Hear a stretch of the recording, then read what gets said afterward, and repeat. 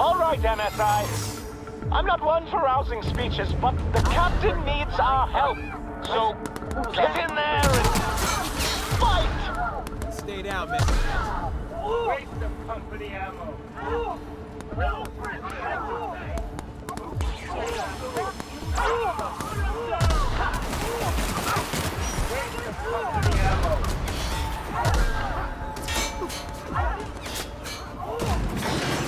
Really doing this, huh? Difficult job ahead? Consider equipping a pack of Sam's special solvent stain-out remover. It's ruthless on residual blood splatter.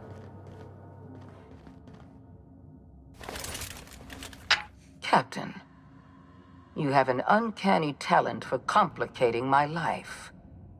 Words cannot express the extent of my disappointment. We had a plan. All you had to do was skip the Hope to Tartarus, as I asked. You've disrupted the balance of power. You've upset the natural order of things. You've introduced uncertainty, and there is nothing I despise more than uncertainty.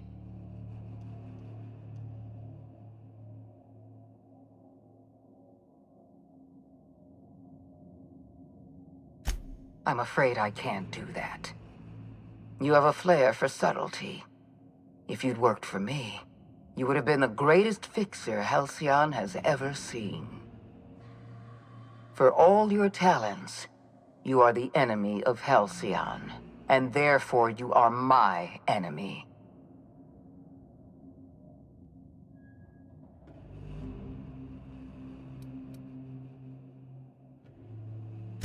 Our partnership is behind us. You had your chance to work with me, but you elected to, as the common worker might say, throw in with that demented old test tube jockey.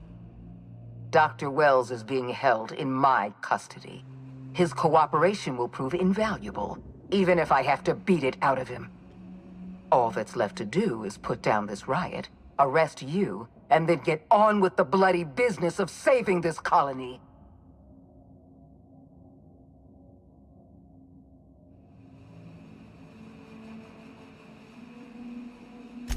Fair enough. I'm giving you exactly one chance to parley with me.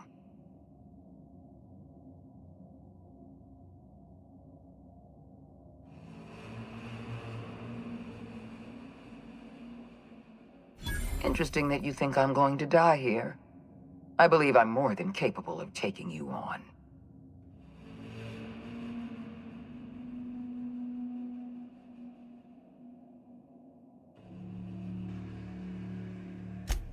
Fair point.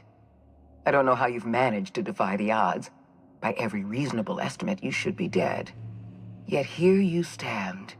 I've devoted my entire life to protecting Halcyon. I'm not afraid to die in the line of duty.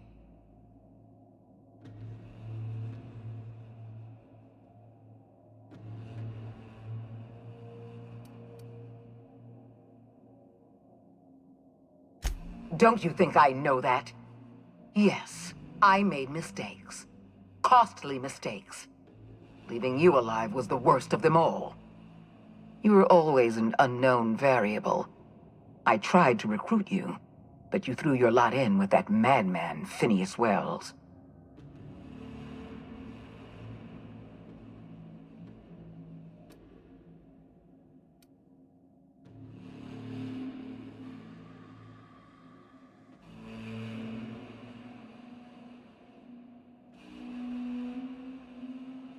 I'm aware of Dr. Wells' plan. Revive some brilliant scientists and engineers from the Hope and work with them to save the colony. He's already revived you, after all. 50 or 60 years ago, I might have agreed with you. But we've passed the point of no return. The best scientists in Halcyon can't save us now.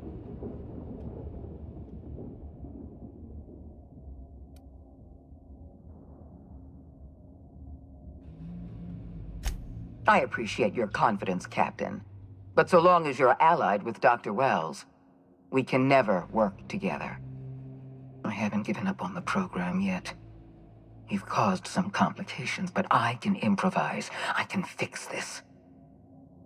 I haven't lost control of the labyrinth yet. Our security system is still operational. I can still put a stop to you.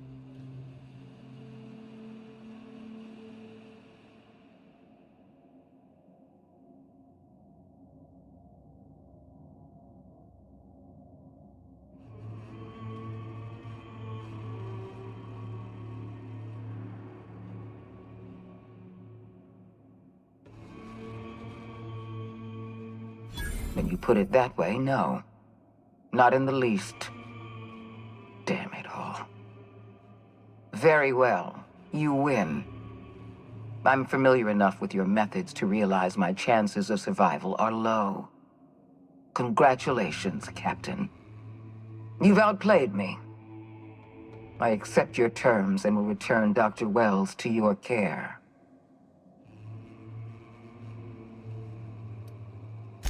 I just hope you've made the right decision.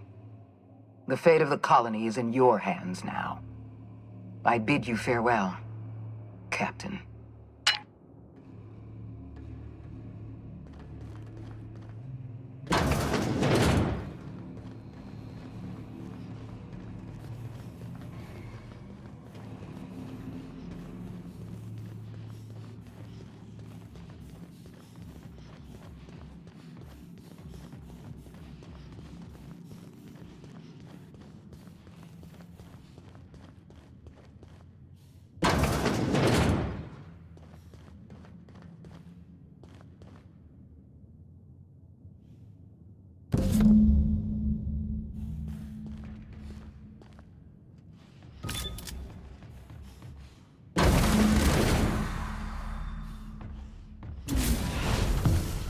You don't know how glad I am to see you. You must have said something to get under Akande's skin. She's gone, and I don't think she's coming back. And you lunatic, you broke into the board's own fortress just to rescue one doddering old man.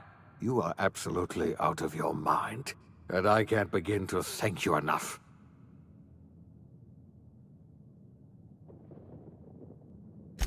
I'm all right, thanks to you. Akande wanted my cooperation. I'm quite sure she would have beaten it out of me if you hadn't arrived. You've broken the board's stranglehold on this colony, and you saved my life. But there's still so much we have yet to accomplish. You and I are going to have to work harder than ever to save Halcyon. I'm afraid the situation is far worse than any of us ever anticipated.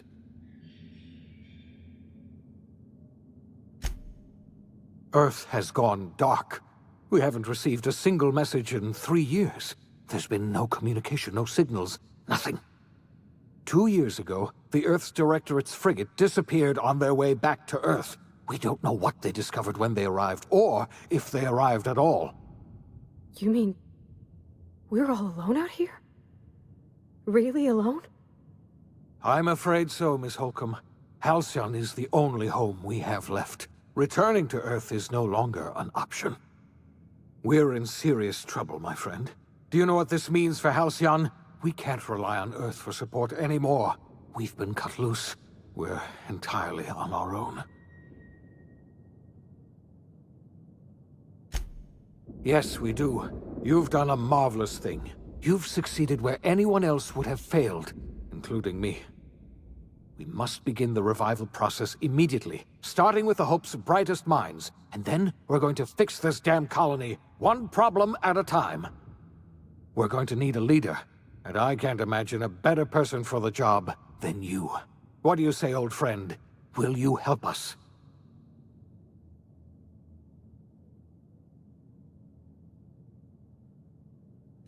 You won't hear a word of disagreement from me. You're the best thing to ever happen to Halcyon. If you want to take it upon yourself to lead this colony, you have my support. We're not a colony any longer, are we? Our last connection to Earth has been severed, and so we have been set free. Our future is uncertain, and no one knows what tomorrow holds. Exciting, isn't it?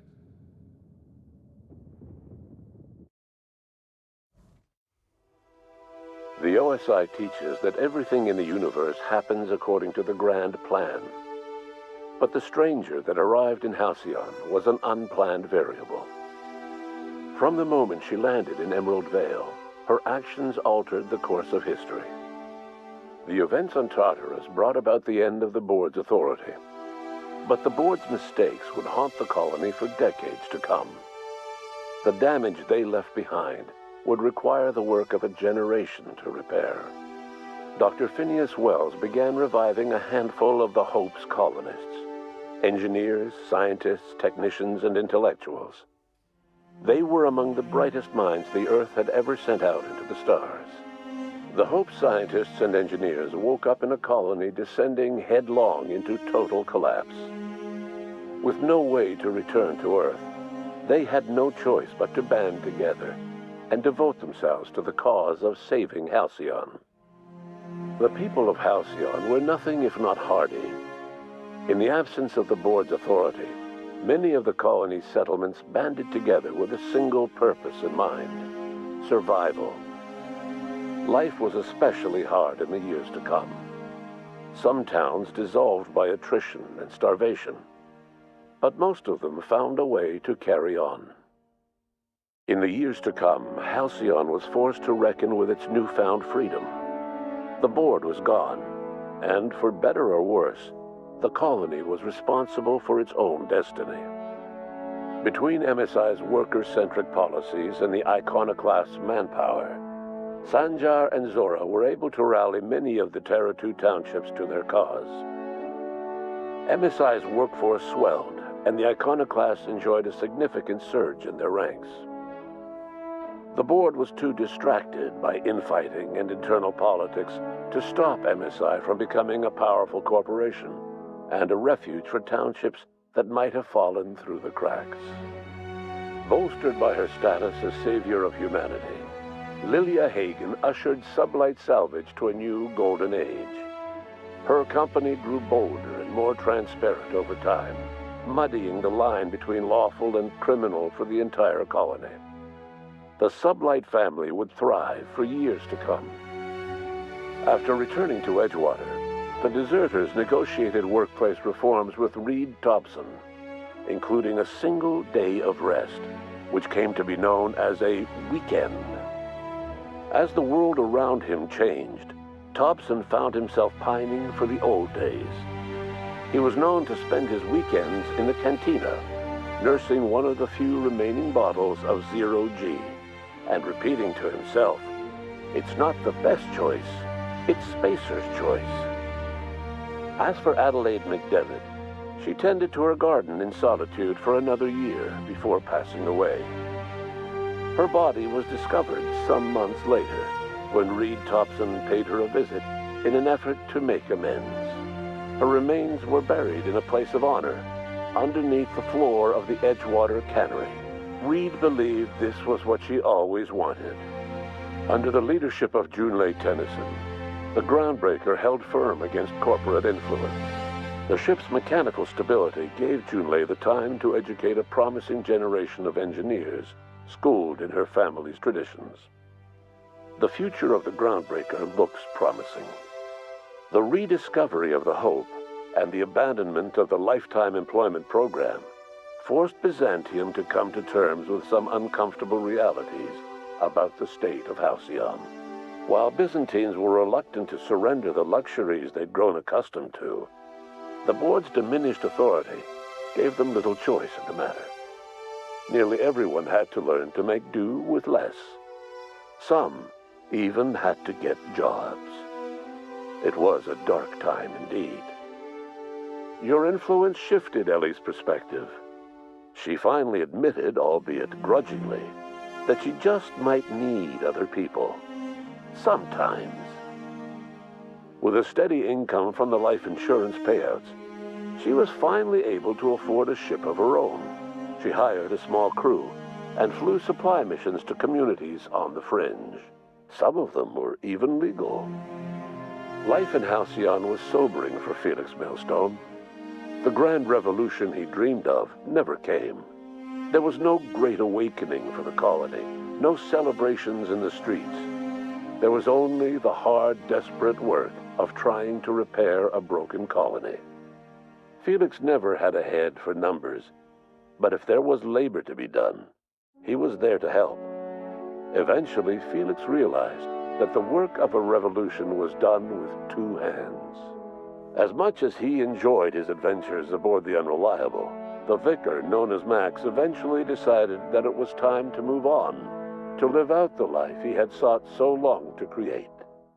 He knew there were many in the colony who carried burdens much worse than the ones he had struggled with, and he devoted himself to easing their suffering wherever he could. He only ever took up arms again to defend the defenseless. Unshackled from a lifetime of striving and fighting the universe and himself, Vicar Maximilian de Soto was finally at peace. Once the matter with the Hope colonists was resolved, Junlei bashfully asked Parvati if she'd like to join her permanently on the Groundbreaker, and Parvati enthusiastically, if somewhat awkwardly, agreed. The stories of her adventures spread across the colony, and Parvati soon found herself the center of attention. Having served as the engineer of a renowned spacecraft, tramp freighters and wildcat miners sought her out by name, and in no time, she was a fixture in the Groundbreaker's mechanical ecosystem. She and Junlei were never far apart. Nyoka returned to Monarch to take another crack at making a permanent life for herself. She formed the Charon Group, a mercenary outfit of ragtag survivalists and wilderness experts. Anyone in need of a guide, or just looking to throw back a beer and swap stories, could find her camping on the trail or clearing an infestation. The SAM unit that accompanied you spread awareness of the product line's superior sanitation and maintenance capabilities across what was left of the colony. This led to a boost in SAM unit sales. Did you know that SAM units are the longest-lasting, toughest-acting cleaning solution in Halcyon? Minister Clark was released from house arrest, and his contact with you gave him a sense of renewed purpose and vigor. Once it became clear that no help would be coming from Earth, he threw his considerable efforts and talents into helping Halcyon manage the crisis before it. It was widely suspected that Sophia Akande was the true power behind Chairman Rockwell. However, after the riots on Tartarus, she was never again seen in the colony. Various theories circulated as to her fate. Some believed she boarded an interstellar ship capable of journeying to a distant colony. Others believe she died trying to escape Tartarus. Some few suggest she fled to Monarch, where she continued to live among a small band of loyalists. There is another theory, which suggests that Sophia's encounter with you changed her, and she deliberately retreated from public view, but continued supporting the colony in secret. When Dr. Wells began reviving the Hope's colonists, he found himself with a sudden windfall of additional supplies and resources, courtesy of an anonymous donor. If Wells knew who his supplier was, he never told a soul. As for Dr. Phineas Wells, he spent his remaining years in his orbital lab. He eventually came to terms with his own past and was able to forgive the mistakes of his younger self by devoting his remaining years to serving the colony. In the end, Dr. Wells was able to save every scientist and engineer aboard the Hope. Over the next decade, nearly all of the Hope's remaining colonists were successfully revived. Halcyon saw a period of rapid technological and scientific advancement. Breakthroughs in dietary supplements saved the colony from starvation. Geoengineering projects and social reforms began to change the structure and character of the colony. Dr. Wells laid the groundwork for the project to save the colony, but he would never live to see the fruits of his labor. He passed away a few years later. His work was carried on by the scientists and engineers he revived. Today, Halcyon has stabilized. The people of the colony work hard to adapt to their new circumstances. Nearby colonies send aid and supplies. Life will never be easy in Halcyon, but for the first time in its history, there exists a sense of real, genuine hope about the future. And what about you, the unplanned variable in the history of Halcyon? You brought an end to the chaos on Tartarus and proved yourself the most capable leader left in the colony. You administered the colony in your own image. With the old power of the board destroyed, a new government of Halcyon rose with you at its center. With your steady hand, you guided Halcyon through the turbulent years that were to follow, and helped ensure the survival of the colony until the end of your days. No one knows what's happened to Earth, and no one knows what the future has in store for Halcyon. All we know for certain is this: the name of the Unreliable and that of its intrepid captain will remain the subject of countless stories for years to come.